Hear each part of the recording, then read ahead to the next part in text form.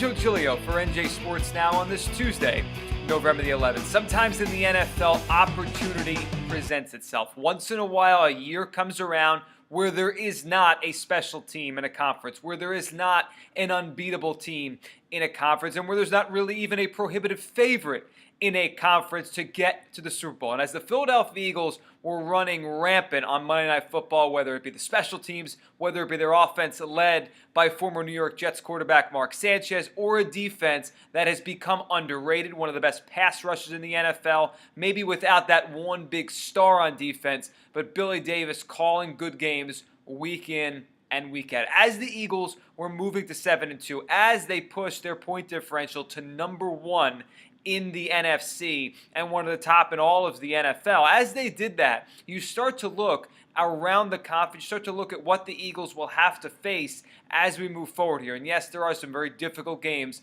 left on the schedule this season. They still have to take on the Green Bay Packers this week in Lambeau Field, two of the best home teams so far this season. Both of those teams pretty much blow opponents out at home. Now the Eagles will travel to Green Bay in a game that could have playoff implications. You look at Arizona and what they have done out in the desert, but now losing their quarterback, Carson Palmer. The Seattle Seahawks off a nice win against the Giants, but they are just not the same dominant team they were a year ago. The New Orleans Saints, a team that can't seem to get out of their own way, can't seem to find traction here, even though they play in the worst division in the sport. The Lions have been a nice story, but they're winning a lot of close games that might not be sustainable. And the San Francisco 49ers, a team that I think everyone fears in the NFC, but they have to prove they can get on that run. Of course, there is the Cowboys, and the Eagles will settle 2 times with them in 3 weeks starting on Thanksgiving Day. But you look at the NFC,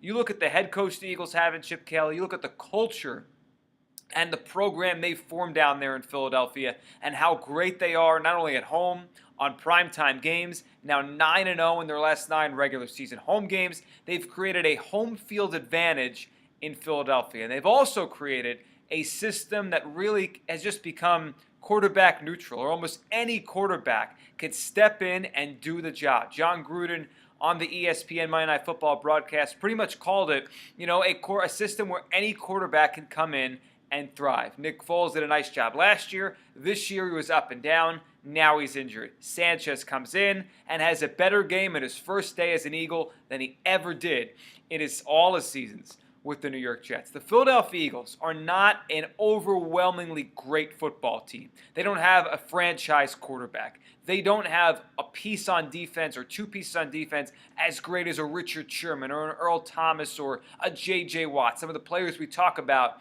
on a weekly basis. But what they do have is an excellent head coach. They have an offensive system that is as good as anyone's in the NFL.